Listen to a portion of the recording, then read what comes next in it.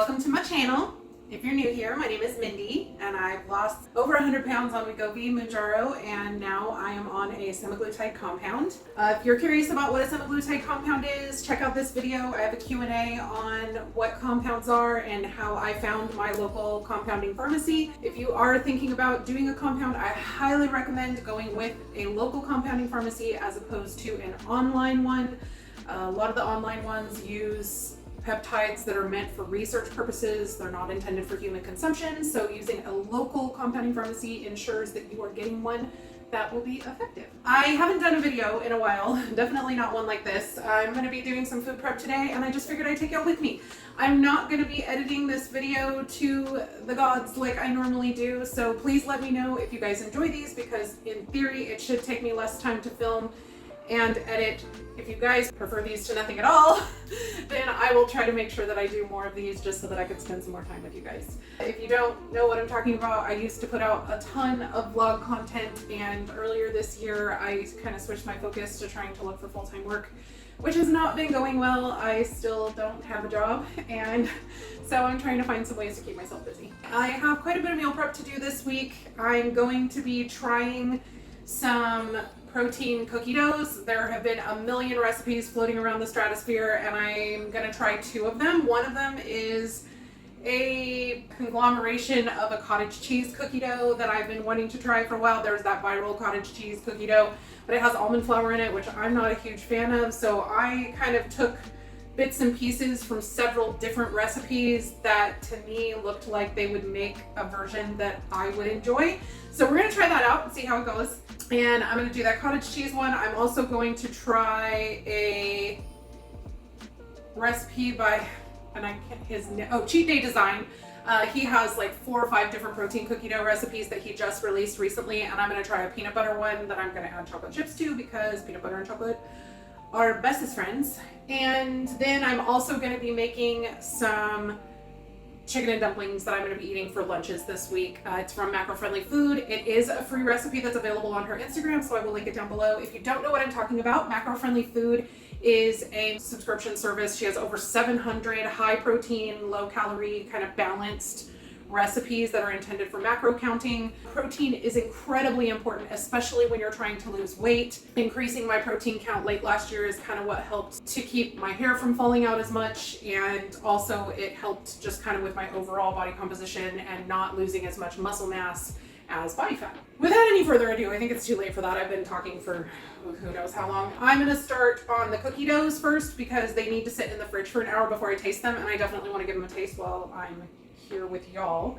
As I mentioned, I'm not a huge fan of almond flour, which a lot of edible cookie dough recipes call for, but I do love oats. I refuse to pay $1 million for oat flour when I can just make my own, so I have enough oats here measured out for both of my cookie dough recipes, and I'm just going to stick them in my food processor, or a blender would work just fine, and turn them into a fine paste, really, Mindy? A powder, so that I can use them in my recipes. So I'm just gonna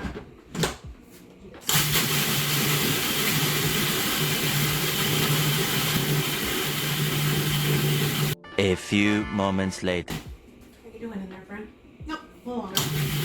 This will go faster with quick cooking oats, but I just have old fashioned, so here we go.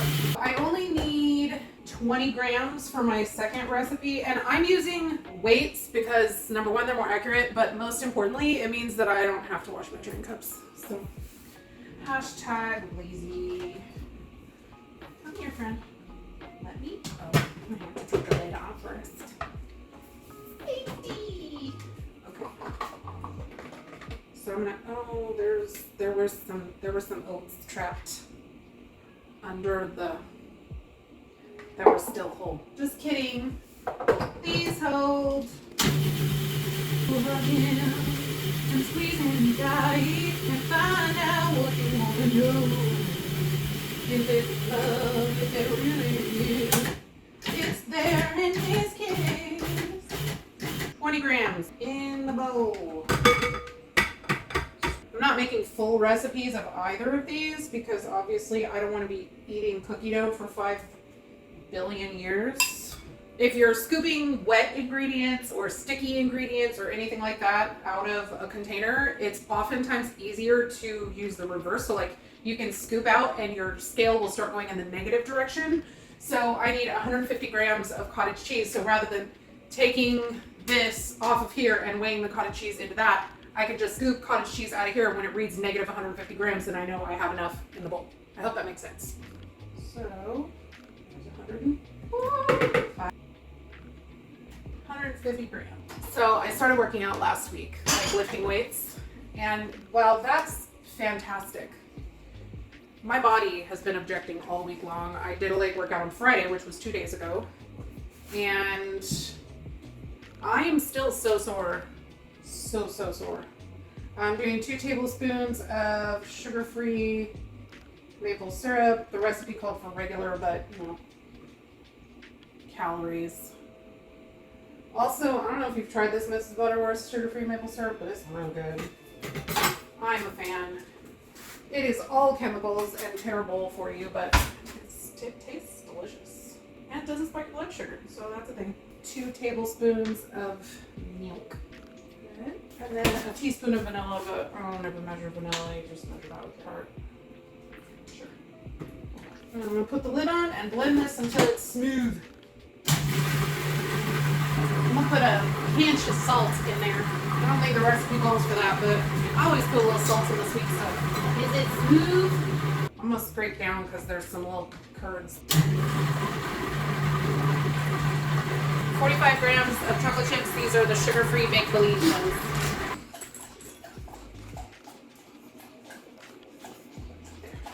I'm going to put this cottage cheese mixture in with the oats. Ooh. Well, this is where the OCD gets me. Mix that up first, and then I'm going to mix in the protein powder last. Because that's what I've heard is the best to do to make the texture the best. 1 scoop of protein powder. This is a pre-portioned scoop, and this is Clean Simply's. It's my favorite vanilla protein powder that I found. Then pour in my 45 grams of chocolate chips. Cover it in plastic wrap and let it sit in the fridge for about an hour. Fridge is full. Yeah. I'm gonna rinse some dishes. I got my dishes rinsed, and now I'm gonna start on the peanut butter chocolate chip cookie dough. So I have my 20 grams of oat flour in here, and then I'm gonna add 13 grams of peanut flour, powdered peanut butter, most known as PB Fit or PB2. 13 grams.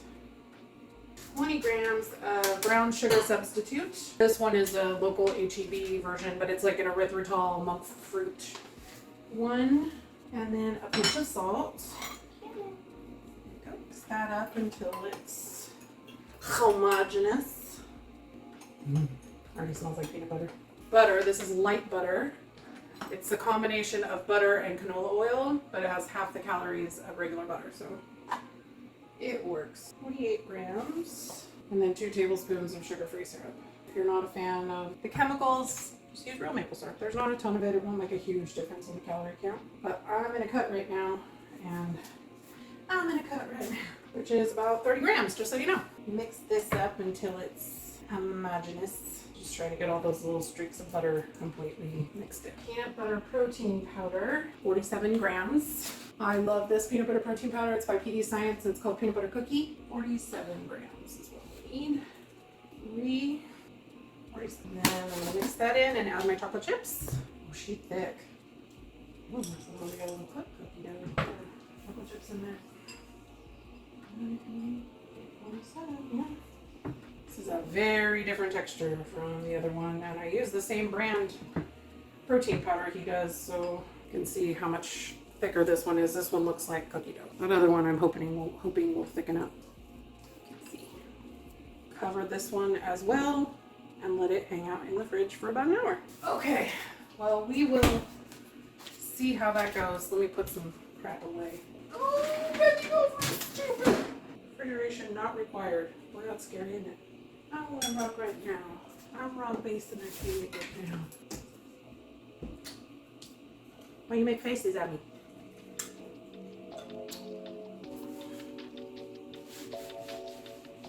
Okay, so that's my desserts slash snacks for the week sorted.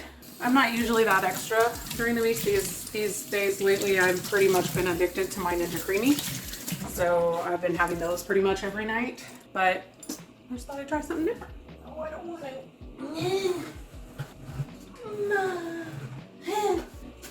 Only peed a little. This is my Dutch oven that Nikki got me for Christmas, and it's my favorite, and I love it every day. My husband makes fun of me every time I say Dutch oven. I have a family recipe for chicken and dumplings that I have shown on this channel before. I will try to remember to link it up here. And I love that recipe. But ever since I tried this macro-friendly food, chicken and dumplings, it has been my favorite. Like, it's surpassed my grandma's. Like, it's a little bit closer to like what a traditional chicken and dumplings is.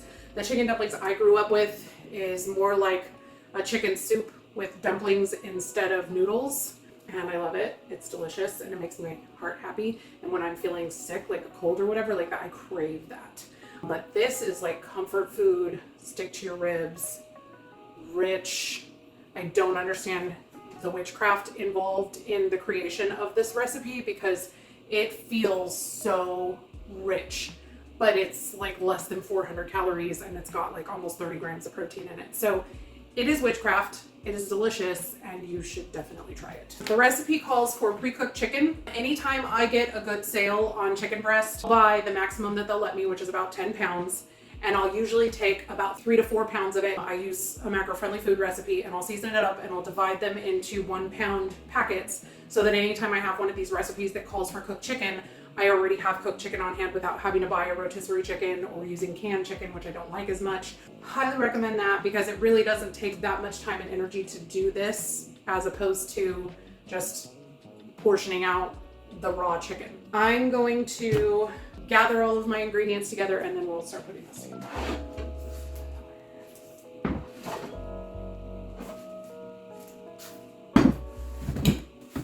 Please hold. Sorry, we had an emergency situation. I'm gonna start with the dumplings.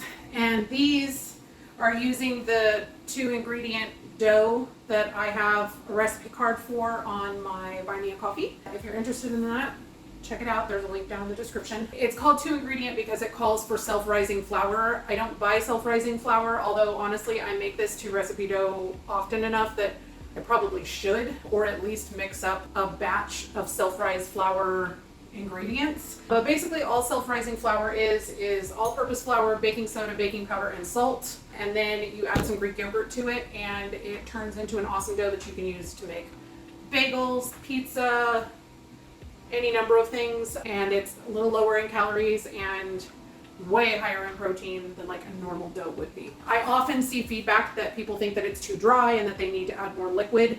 It's really not. It does seem really, really dry, but it comes together. I weigh everything to make it easier on myself, and it comes out the same every single time, so I don't have to worry about it. I also like to use a dough whisk. This is a Danish dough whisk. It just makes it easier to combine everything, and I don't have to worry about it getting tough or overworking the dough. And that's it. 230 grams of flour. 1 3/4 teaspoons of baking powder, salt, baking soda. Stir those ingredients together to get the baking powder, baking soda, and salt incorporated throughout the flour. 227 grams of yogurt. Stir this together until the yogurt is incorporated into the flour. And I stir it until the yogurt are in little tiny like balls. And then I use my hand to kind of push everything together. So it won't come together, at least it never does for me, in a cohesive dough without me pressing it together. I'll show you what I mean once I get there. So this is kind of where I want to get it to. You can see the little nubs of yogurt and flour. I'm just going to take my hand in here and just start pressing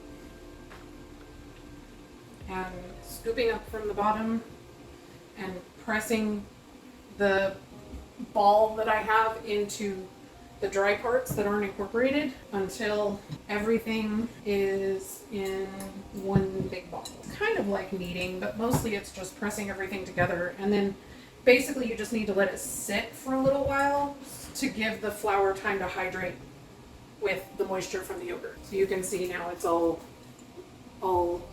one big ball. And then I'll just let that sit. And you can cover it if you want to with like a damp tea towel or something, but I'm just gonna let it sit out. Oh no. I'm gonna turn on my Dutch oven, let that start heating up, and then I'm gonna get some butter melting in there, and then I'm gonna get a cup each of onions, celery, and carrots chopped up and put in there with the butter and the seasoning, which is just salt, pepper, and thyme. And I'm gonna kind of let that do its thing in there. Part of where all the richness in the soup comes from, half a stick of butter. It is 6 servings, but still. Saw this meme the other day, and there was this person getting really mad because they were reading a recipe and it said a cup of onions, and they were like, onions don't come in cups, they come in onions. It made me laugh.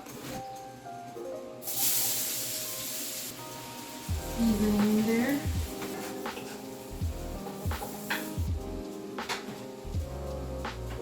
So I do not bother peeling my carrots.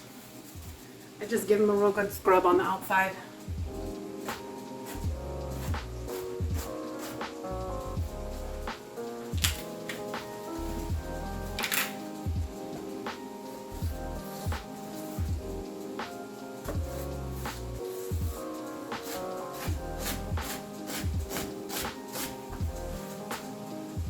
Once that's had some time to cook, I'm going to add a tablespoon of fresh minced garlic, and then I'm going to sprinkle it with 3 tablespoons of flour to make a roux. And then we'll be adding some fat-free evaporated milk and some chicken broth.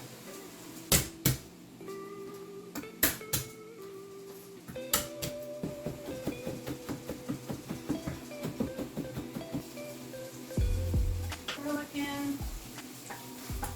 Give it about 30 to 60 seconds until it's nice and fragrant.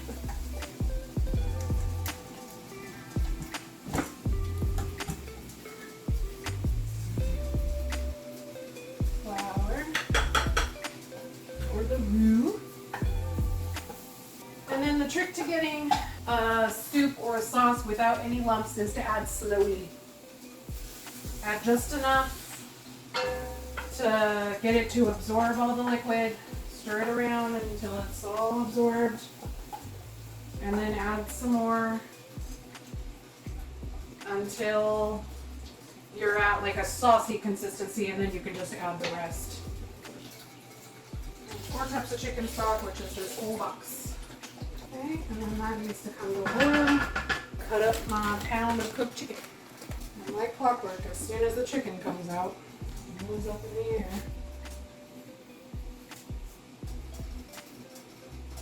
I'm going to bring this up to a boil, and then I'm going to start dropping in the dumplings. And then it just needs to simmer for 20 minutes on low, and it's all done. I can just stick it in a container, and I will eat that throughout the week for my lunches.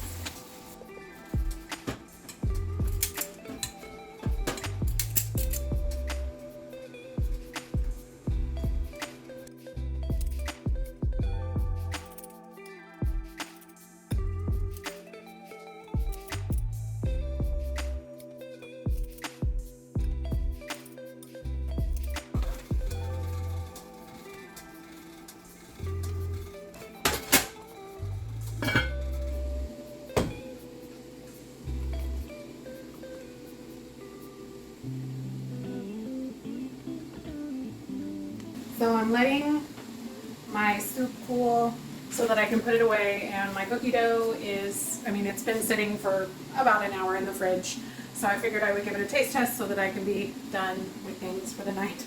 Let me give you the details on the macros. So for the cottage cheese cookie dough, which is like the chocolate chip cookie dough, that one is, both of these are just 2 servings. That one is 335 calories with 25 grams of protein, which is about 22% protein.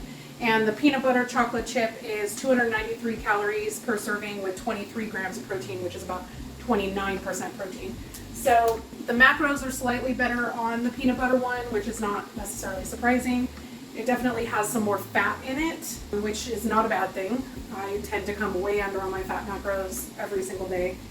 In terms of texture, and this is probably my fault because again, I screwed around with the recipe, the cookie dough one is a little wet. I probably shouldn't have added the milk. I did because I thought it would need it, and again, probably a mistake. So I'm gonna give these a taste. It smells good. It smells mostly like the maple syrup.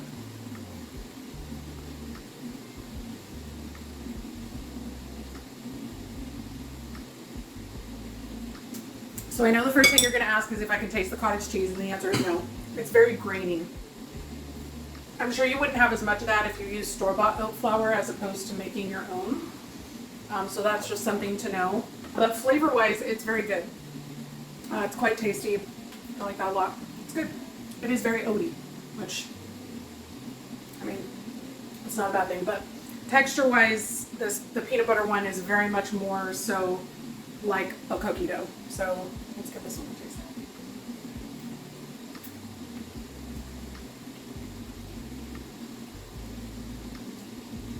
Yeah,